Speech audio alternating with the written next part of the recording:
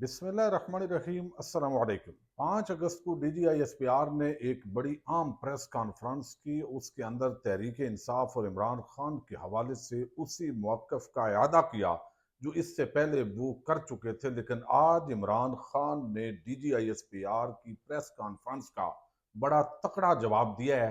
ये जवाब क्या है और इस जवाब का जो आने वाले दिनों के अंदर इफेक्ट है वो क्या होगा, इस पर हम इस वीडियो के अंदर बात करेंगे। दूसरी तरफ एक और बड़ी डेवलपमेंट हुई है, वो हुकूमत जो इमरान खान और तहरीक इंसाफ वालों को धमकियां दे रही थी, अब राना सनाउल्लाह जो है वो धमकियों से गुजारिश पर पहुंच गए हैं। इमरान खान को उन्होंने एक गुजारिश की है, वो भी आपके सामने रखनी है।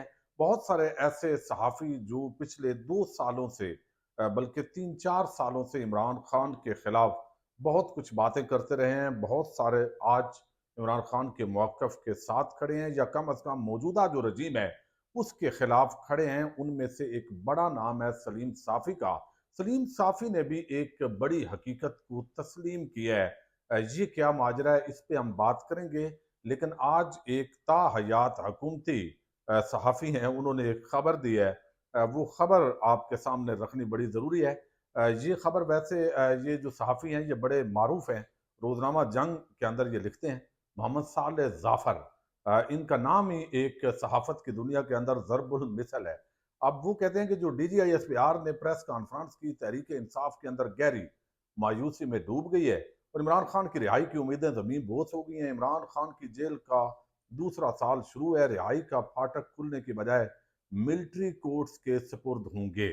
अब ये इनकी जो खबर है ये तो काफ़ी हद तक वज़नी लग रही है। लेकिन फिर वो आखिर में कहते हैं कि इमरान न्याजी की 160 मिलियन पाउंड के मुकदमे की समाअत मुकम्मल होते ही 9 मई के मुकदमात की तफ्तीश और समाअत के लिए फौज के हवाले कर दिया जाएगा और इसका ट्रायल मिलिट्री कोर्ट्स में होगा। इमरान से बुरी तरह खौफजदा थे और फौजी तहवील से बचे रहने के लिए माहौल तब्दील करने के लिए कोशां थे इमरान खान। फौजी तर्जमान की प्रेस कॉन्फ्रेंस से उन्हें शदीद मायूसी के अंदर मुब्तला कर दिया है। अब ये यानी सहाफत आप देखें किस मयार पर गिर गई है। यानी इमरान न्याजी उसने ये किया, भाई एक साबिक वजीर आजम है आप, ठीक है, नवाज शरीफ के साथ आपकी बड़ी वाबस्तगी होगी, सारी चीज़ें हैं, या किसी और के साथ आपकी वाबस्तगी हो, लेकिन अच्छे तरीके से नाम लें। खबर अगर आपकी है तो वो आप खबर दें। लेकिन ये इससे एक उन्होंने बात की है कि मिलिट्री कोर्ट्स जो है उसकी तरफ इमरान खान की जो हवालगी है, इसके खदशे का इजहार किया जा रहा था, लेकिन अब ये बात बड़ी शद्दोमत के साथ हो रही है। अच्छा, अब मिलिट्री कोर्ट से जो सज़ा मिलेगी वो अल्टीमेटली आपको इल्म है उसका कोई इम्पैक्ट नहीं होना। आके बाकी अदालतों के अंदर वो रिहाई ही होनी है, लेकिन सिर्फ मकसद शायद ये हो कि कुछ और अरसे के लिए इमरान खान जो है उनको कस्टडी के अंदर लिया जा सके। अच्छा, दूसरी तरफ जो है वो एक 3 हकीकतें सलीम साफ़ी ने तस्लीम की हैं। जबकि जब वो मौजूदा पाकिस्तान की सूरत हाल को देखते हैं, अगरचे उन्होंने बांग्लादेश के कंटेक्स्ट के अंदर इस बात को तस्लीम किया है, लेकिन बहरहाल ये बड़ी अनहोनी बात है। अब उनको ये देखना चाहिए कि तहरीक इंसाफ यहाँ पे मकबूल तरीन सियासी जमात है और जो उसके साथ हुआ है यकीनी तौर पर आवाम के अंदर इसी तरह की फ्रस्ट्रेशन है। अब वो कहते हैं कि शेख हसीना वाजिद के अंजाम से चंद सबक मिलते हैं बशर्ते कि कोई हासिल करना चाहे। एक, वो कहते हैं कि इक़्तिदार की ताकत और रियासती जबर के ज़रिए कुछ अरसे के लिए तो आवाम को दबाया जा सकता है, लेकिन ज़्यादा देर तक ऐसा करना मुमकिन नहीं। अब यही तहरीक इंसाफ भी कह रही है, यही आम पाकिस्तानी भी कह रहे हैं। तो वो ज़्यादा अरसे के लिए आवाम को ताकत के डंडे के ज़ोर पे तो नहीं दबाया जा सकता। फिर वो कहते हैं जो दूसरा सबक इस बांग्लादेश की मूवमेंट से मिलता है, वो ये है कि अवामी फलाह बहबूद की बजाय जो हुक्मरान अपने इक़्तिदार को मुखालफिन को दबाने के लिए इस्तेमाल करेगा, उसका अंजाम अच्छा नहीं होगा। ये बात भी सही की है। तीसरी, वो कहते हैं नौजवान इस दौर की असल ताकत है और किसी जगह अगर नौजवानों की अक्सरियत कुछ करने की ठान ले तो उन्हें रोकना नामुमकिन होता है और फिर बुजुर्गों को भी उनकी तकलीद करनी पड़ती है। अब ये 3 सबक जो उन्होंने बांग्लादेश के अंदर उस पूरी मूवमेंट से जो हासिल किए हैं, पाकिस्तान के कंटेक्स्ट के अंदर देखें तो उन्हें ये तीनों चीज़ें तस्लीम करनी चाहिए। जो कुछ पिछले 2 सालों से ख़ास तौर पर जिस तरह का ज़ुल्म रवा रखा जा रहा है, आम पाकिस्तानियों के घरों पर हमले करना, इंसानी हकूक़ की पामालियाँ, ख़वातीन बच्चों को हरासा करना और फिर इलेक्शन पर डाका डालना, ज़बरदस्ती एक खाऊ कबाइल की हुकूमत कायम कर देना, और पाकिस्तान की जो मीशत पर इसके असरात हैं, अमन पर जो असरात हैं, वो सारी चीज़ें जो है वो यहाँ पे बज़ैर नज़र आ रही हैं। अच्छा, दूसरा जो सबसे बड़ी हैरानी हुई है, वो एक राना सनाउल्लाह की प्रेस कॉन्फ्रेंस है। अब ये हुकूमत जो है इसकी एक चाल है, कभी ये धमकियाँ देते हैं, कभी ये गुज़ारिश करते हैं। अब राना सनाउल्लाह जो है उसके अंदर ये बड़ी तब्दीली देखने में आ रही है कुछ अरसे के अंदर, क्योंकि उनको लगता है कि कल को मुमकिन है हम भी इसी तरह जेल के अंदर हों जैसे पहले थे।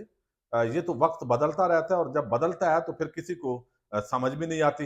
अब राना सनाउल्लाह कहते हैं कि मैं इमरान खान साहब से गुज़ारिश करता हूँ कि अपने सियासतदानों में वापस आएँ। अब मकसद क्या है?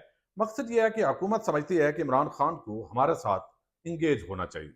यानी हमारे साथ तहरीक इंसाफ मुज़ाकरात करे, अब आगे कैसे चलना है ये वो, लेकिन इमरान खान का और तहरीक इंसाफ का मौक़िफ़ ये है भई कि आप अगर जेन्युइन तरीके से मुज़ाकरात तो ये हैं कि आप इक़्तिदार से अलहदा हो जाएँ, चूँकि फ़ार्म 47 के तहत आप एक जाली हुकूमत हैं, लोगों ने आपको मुंतखब नहीं किया, तो आप छुट्टी करें और मुज़ाकरात किस बात के हैं? यही बात है भई कि जमहूरियत चलने दें, जिसका जो हक है उसको दें, क्योंकि लोगों ने अवाम ने वोट हमें दिए तो लिहाज़ा हुकूमत हमारा राइट है। लेकिन अब और वो कहते हैं कि इनसे हम किस बात पे मुज़ाकरात कर सकते हैं? फिर उन्होंने कहा कि इस मुल्क ने आपको सियासतदान और जमात का सरबराह बनाया। मैं आपको सियासी मुखालफ समझता हूँ, दुश्मन नहीं समझता। और इस पर उन्होंने खिसियानी वो जो मुस्कुराहट होती है, वो मुस्कुराहट भी उन्होंने दी है। तो ये भी बहरहाल एक तब्दीली है, अगर हुकूमत रवैये के अंदर जो भी है, जाली है, घुस-बैठिए हैं, कब्ज़ा ग्रुप है, जो भी उन्वान दे लें, लेकिन रवैये के अंदर नरमी हो तो मामलात फिर भी किसी न किसी नेज पर बेहतरी की तरफ जो है वो चल पड़ते हैं। अच्छा, अब जो सबसे बड़ी डेवलपमेंट हुई है, चूँकि आज आम केस की समाअत थी और इमरान खान तक जो है वो, चूँकि अखबार तो पहुँचता है, डॉन और एक आध और अखबार है, तो वो पढ़ रहे होते हैं, हालात का तो उन्हें अंदाज़ा होता है, किसकी क्या स्टेटमेंट है वो भी बता रहे होते हैं। तो अब उन्होंने जो डीजीआईएसपीआर की प्रेस कॉन्फ्रेंस है, जो परसों 5 अगस्त को हुई थी, आज उन्होंने इसका जो जवाब है वो उन्होंने दिया है। अच्छा, अब यहाँ पे जो उन्होंने जवाब दिया है वो बड़ा आम है, जिसके अंदर जो है वो आपको बताना है। उन्होंने कहा कि बांग्लादेश में फौज ने अपने शहरियों पर जो है वो गोली चला गोली चलाने से इनकार कर दिया और अवाम के साथ खड़ी हो गई। हमारे यहाँ फौज उस जमात के साथ खड़ी हो गई, यानी उसके खिलाफ खड़ी हो गई जो सबसे मकबूल है, और उन लोगों की हमायत में आ गई जो करप्ट और हारे हुए हैं। ये उन्होंने एक तो मुवाजना किया है आज की गुफ्तगू में, मोहम्मद ज़ुबैर ज़ुबैर अली खान और बाकियों ने जो रिपोर्ट किया है। फिर वो कहते हैं डीजी साहब, ज़िल्लत और इज़्ज़त अपने अमाल से मिलती है। पीटीआई की मकबूलियत में इज़ाफ़ा हो रहा है और आप पर तनकीद में भी इज़ाफ़ा हो रहा है। फिर उन्होंने आज 9 मई के वाक़े की फुटेजेस के हवाले से ख़ास तौर पे बात की है। वो कहते हैं सीसीटीवी फुटेज कौम को दिखाएँ, साबित करें कि इसमें पीटीआई और हमारे लोग मुलव्वस हैं। मैं खुद को सज़ा दिलवाने में आपका साथ दूँगा, पार्टी से भी निकालूँगा, माफ़ी भी माँगूँगा, लेकिन आज़ादाना तहकीकात, ये ज़रूरी है। फिर उन्होंने कहा, क्या इज़्ज़त सिर्फ़ आपकी है? 9 मई को मेरे साथ ज़्यादती हुई। मुझे गैर कानूनी तौर पर रेंजर्स ने गिरफ्तार किया। मेरे वर्कर्स पर तशद्दुद हुआ। मैं मुल्क का साबिक वज़ीर-ए-आज़म हूँ। क्या इज़्ज़त सिर्फ़ आपकी है?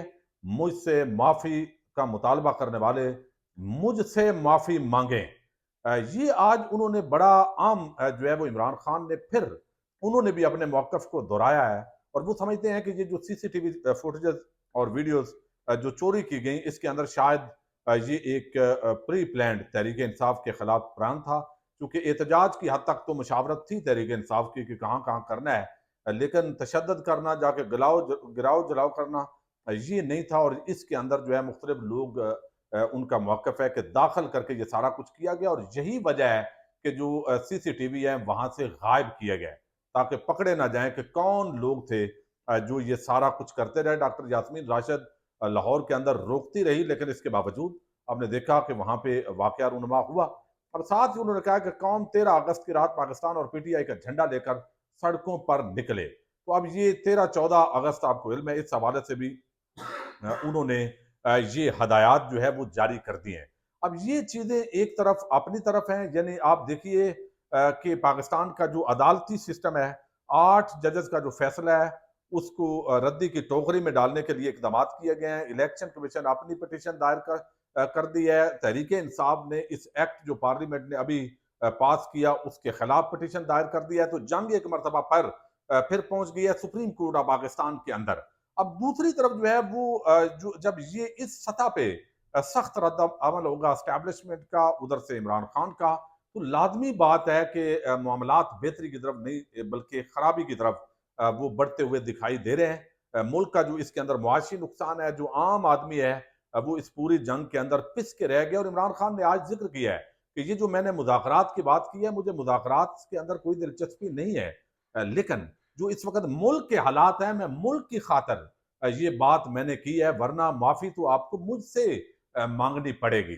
ये आज उन्होंने मैसेज दिया है। दूसरी एक खबर जाते जाते शेयर कर दूं, गरीदा फारूकी की शिकायत पर जो उमर आदल हैं उनको गुज़श्ता रोज FIA ने गिरफ्तार किया था। आज अदालत के अंदर उनको जो है वो पेश किया गया, और जब पेश किया गया है तो इस मौके पे अदालत ने उनको जुडिशल मजिस्ट्रेट ने उमर आदल का जिस्मानी रिमांड मुस्तरद कर दिया है, और अदालत ने उमर आदल को 50,000 के जमानती मचलकों पर रिहा करने का हुक्म दिया है। अब ये जो है ना वो उनके खिलाफ, यानी वो समझते हैं कि इस तरह का मामला नहीं है कि जिसके अंदर जो है वो इस सतह पे ले जाया जाए, और ये चीज़ें जो है वो इस सतह पे नहीं हो सकती। और बाकी जो है वो इस वक्त पाकिस्तान के यानी बुशरा बीबी के हवाले से केस था इस्लामाबाद हाई कोर्ट के अंदर, और वहाँ पे जो है वो कहा गया भाई आपको गिरफ्तार करना है। उन्होंने कहा जी SSP ऑपरेशन पेश हुए इस्लामाबाद हाई कोर्ट में, अभी हमने नहीं करना। उन्होंने कहा जस्टिस आमर फारूक ने कि इसका क्या मतलब है, कानून के मुताबिक जब एक मुकदमे में कोई मुलजम गिरफ्तार होता है तो सब मुकदमे में गिरफ्तार समझा जाता है। तो आपने तफ्तीश करनी थी, आपने कस्टडी लेनी थी, रिमांड लेना था, तो आप ले लेते। इसका मतलब है कि अब 1 साल सवा साल हो गया है, आपके पास चीज है ही कोई नहीं, और आप अब कह रहे हैं कि हम जो है वो करेंगे, तो आपके पास कोई एविडेंस ही नहीं है। तो वहां पे आज बिल्कुल मरियम नवाज के जो मातहत पंजाब हुकूमत के अफसरान हैं वो लाजवाब हुए हैं, जवाब उनके पास कोई नहीं है। लेकिन बहरहाल इमरान खान और तहरीक इंसाफ के खिलाफ एक जंग है। अब देखते हैं ये जंग पाकिस्तान की आवाम जीतती है या जो है वो बाकी जो इस वक्त प्लेयर्स हैं वो जीतते हैं। पाकिस्तान जिंदाबाद, पाक फौज पाइंदाबाद।